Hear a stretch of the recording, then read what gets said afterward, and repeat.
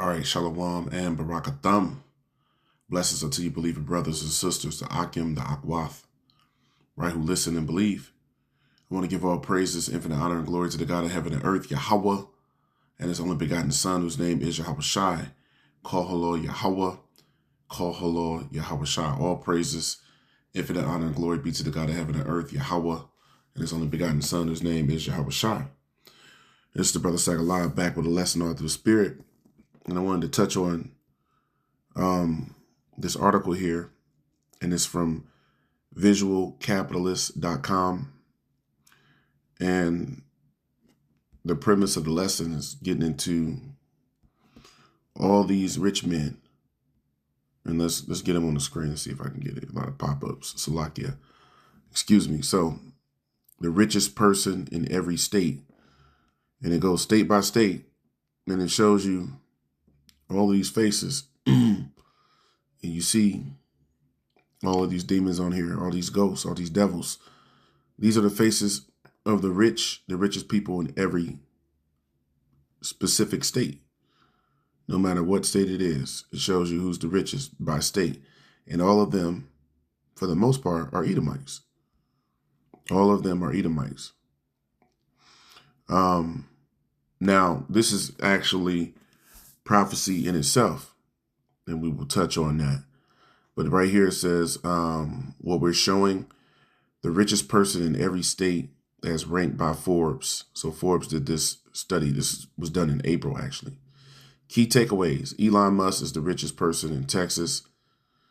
In all but 3 states, Alaska, Delaware, and West Virginia, the richest individual was at least a billionaire. Most of these individuals have built their fortune in real estate, finance, and retail.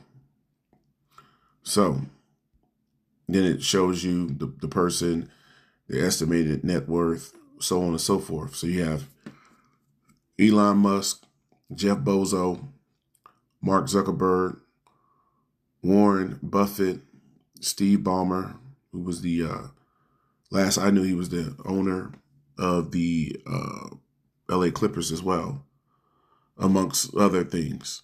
Rob and Walton family, Walmart. Michael Bloomberg, the ex-mayor of New York. Charles Koch, the Koch brothers and family. Jeff Yass, so on and so forth, all these different names. These predominantly are Edomites or so-called white people. Now, that's prophetic. That's prophetic. We would see that. Let's see if we got any more here. I think that's about it. That's all I wanted. That's all I wanted. Showing you here in America, which is Babylon the Great in the Holy Scriptures. That's what America is known as. You see all of these wealthy so-called moguls and tycoons, and they're Edomites that are wealthy because the scriptures speak about that, showing you that the wicked is ruling the earth. And yes, that's here in Babylon, but Babylon is a representation of the rule of the wicked here in the last days when you read in the Bible. Babylon would be ruling last. Esau would be ruling last here in Babylon. For Esau is the end of the world, 2 Ezra 6 and 9, and Jacob is the beginning of it that follows. So Esau will be ruling here. He would be that token, that sign, that symbol of the end of the rule of the wicked. The last Gentile ruling nation will be Esau. This is Job 9 and 24. It says, the earth is given into the hand of the wicked. He covereth the faces of the judges thereof, and the judges really are the Israelites. Those are the true judges of the earth, right? So it says he covers the faces or blinds the eyes of the judges. He covered the faces of the judges thereof. If not, where and who is he? So if Esau is not the wicked that's ruling the earth, as we just saw, all of those wealthy people pretty much in every state were Edomites, every state that's in Babylon. And Babylon universally would be known as the ruler of the earth when you read in Revelation, the 17th chapter. And we'll go there, as a matter of fact. We'll go there here in 1 second. Revelation, the 17th chapter. As a matter of fact, we'll go ahead and go right now. Since I quoted it, let's just bring it. This is Revelation 17, speaking about all those rich men that are all the wealthiest men in each state. Revelation 17, and then you see here at the top, the title is The Doom of Babylon, the Great Prostitute, which is America. It says, and there came one of the seven angels, which had the seven vials, and talked with me, saying unto me, come hither, I will show unto thee the judgment of the great whore that sitteth upon many waters. And the whore that sitteth upon many waters is speaking about Babylon the Great, America, the great prostitute. Verse 2, with whom the kings of the earth have committed fornication. So this is written metaphorically, as the Apostle John is explaining it. It says, with whom the kings of the earth, the ruling nations on the earth, have committed fornication. And how have they fornicated? They've taken on the philosophies of Babylon, the doctrines of devils, the ways of wickedness. With whom the kings of the earth have committed fornication, and the inhabitants of the earth have been made drunk with the wine of her fornication. So the nations have been given over to idolatry and the philosophies of the world. Once again, the doctrines of the devil. And that's made them, as you see here in the NLT on the right-hand side, immoral. Verse 3, so he carried me away in the spirit into the wilderness, and I saw a woman sit upon a scarlet-colored beast, full of names of blasphemy, and that woman is America, Babylon the Great. And America is full of blasphemy, which is lies, having 7 heads and 10 horns. So this is the system that has ruled the earth for some time now, headed by America, the beast system, going into the EU and NATO, and America, who is actually reigning over that system, controlling it. The Bible says that they sit on the back of the beast, showing that they're in control, as if a man was sitting on a horse. If you're on the back of a horse, that would show that you are actually, if you're the rider, you're the one controlling the horse. Yeah, the horse has great power, but the power really is in the rider. And that's America. And the woman was arrayed, America, Babylon the Great, was arrayed in purple, which is symbolic, we know, of royalty, and scarlet color, and decked with gold and precious stones and pearls, having a golden cup in her hand, full of abominations and filthiness of her fornication. So in the hand, in the power of the Edomites in that cup, it says it's nothing but abominations. And that's what they push, which is, these are abominations to the earth. Things such as feminism, the alphabet community, the LGBTQRS, TUV, WXYZ, all of these people, and all other forms of wickedness. This system of governance, this democracy, as they call it. You know, the space is supposed to be a republic. All of this is idealism. All of it is idealism. All of it is a part of the philosophies. Christianity, freedom of speech, freedom of thinking, freedom of religion. What is that called?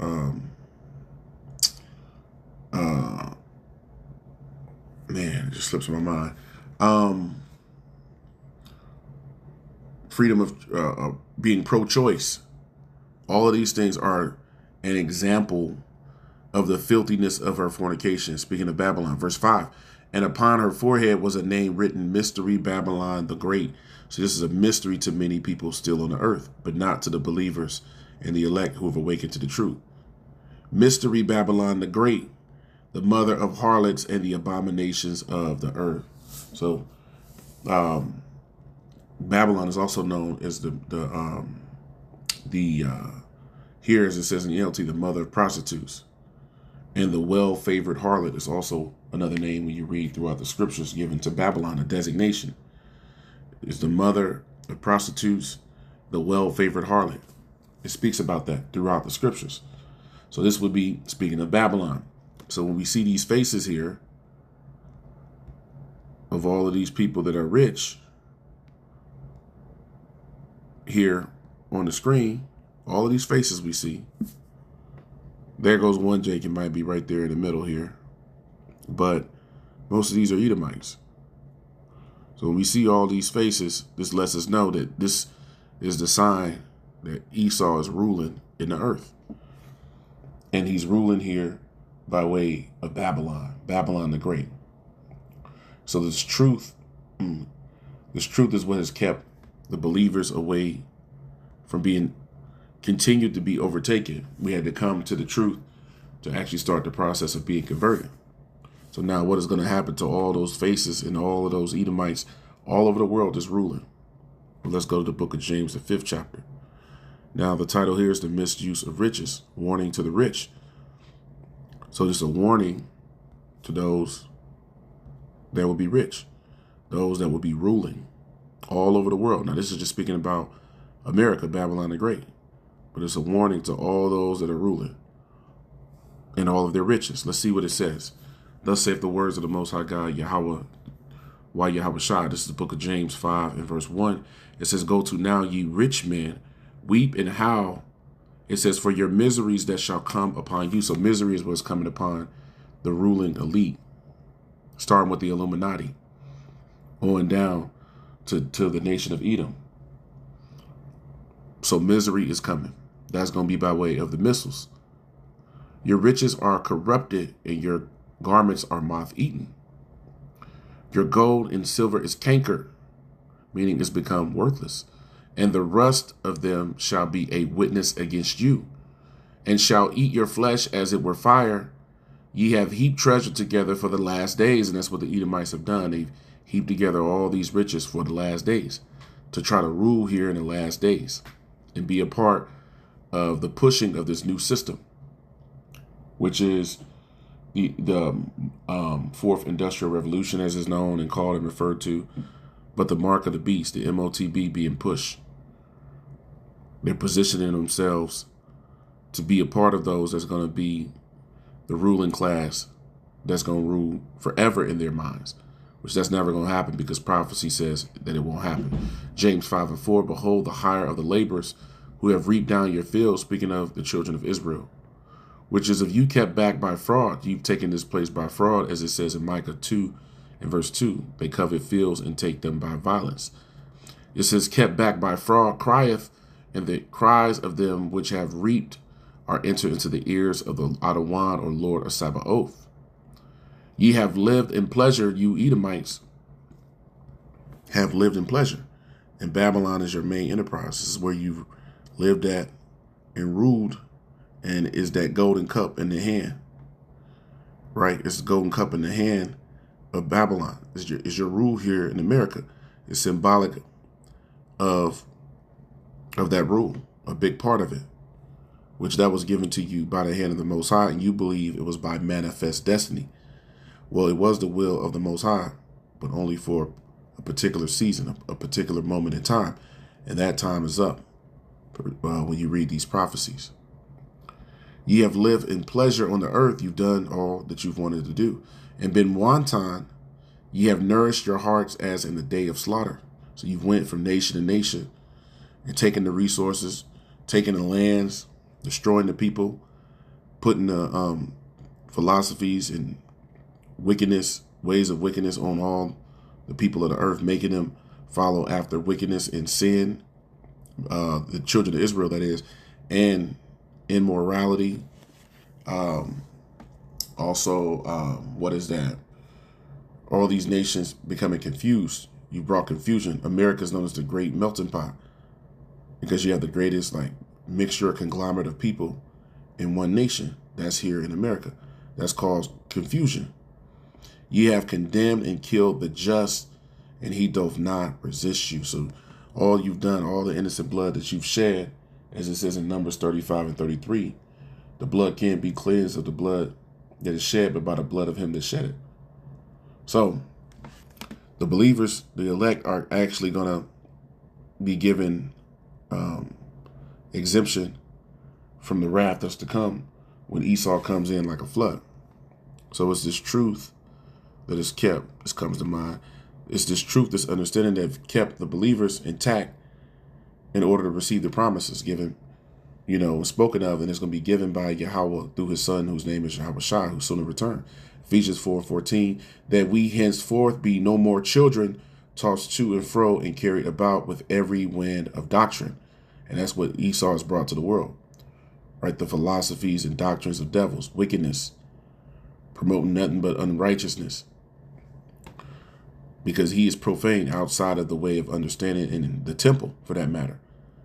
So he's contrary, he's Shaitan, he's Satan when it comes to things that are righteous, to righteousness, the Most High, his people, right? He's the devil and the father of lies. That we henceforth be no more children, the elect are no more children. It says tossed to and fro and carried about with every wind of doctrine, which is the reason why we're not in Christianity, Catholicism. We're not 5%ers. We're not in the so-called black conscious community. We're not in any of that. We're not atheists. We're not Moors. We're not any of that. We are the Hebrew Israelites, so-called blacks, Hispanics, and Native Americans. And we're returning by way of truth to serve the God of heaven and earth in hopes of salvation. That will be the elect, the 1/3, also known as the remnant. By the sleight of men and cunning craftiness, whereby they lie in wait to deceive, and that's what they've done. They've caused great deception to be here in the earth. Now, what does the Lord say for these devils that have caused great deception? Let's get a few and close it out. This is Ecclesiasticus, the 5th chapter. Ecclesiasticus 5:7. It says, make no tarrying to turn to the outer wine, that's to you Israelites, and put not off from day to day. For suddenly shall the wrath of the outer wine or the Lord come forth, and in thy security thou shalt be destroyed and perish in the day of vengeance. When you go into the word security, it goes into comfort, pleasure, safety, reliability, guarantees, and things you are assured of, the things that you feel like you are assured of in this life. It says you're going to be destroyed in your security. Believing that, and what is the main thing that these Edomites believe in? Their riches. They believe in their riches and their power. That's what they believe in. They don't believe in God. The Bible says God is not in all of their thoughts. So what do they believe in? Their riches and their power. That's what they believe in. So in their riches, in their security, they're going to be destroyed and perish in the day of vengeance. Now let's get this in the book of Proverbs. The book of Proverbs, the 11th chapter. Proverbs 11 and verse 4 says, riches profit not in the day of wrath, but righteousness delivereth from death. So those are the righteous are going to be delivered from certain death. That's going to be exemption given, which is the mark of the Wah, in the Bible, which is in Jeremiah, the 9th chapter. Ezekiel, the 9th chapter. The 4th verse, the mark of exemption is going to be given to the believers.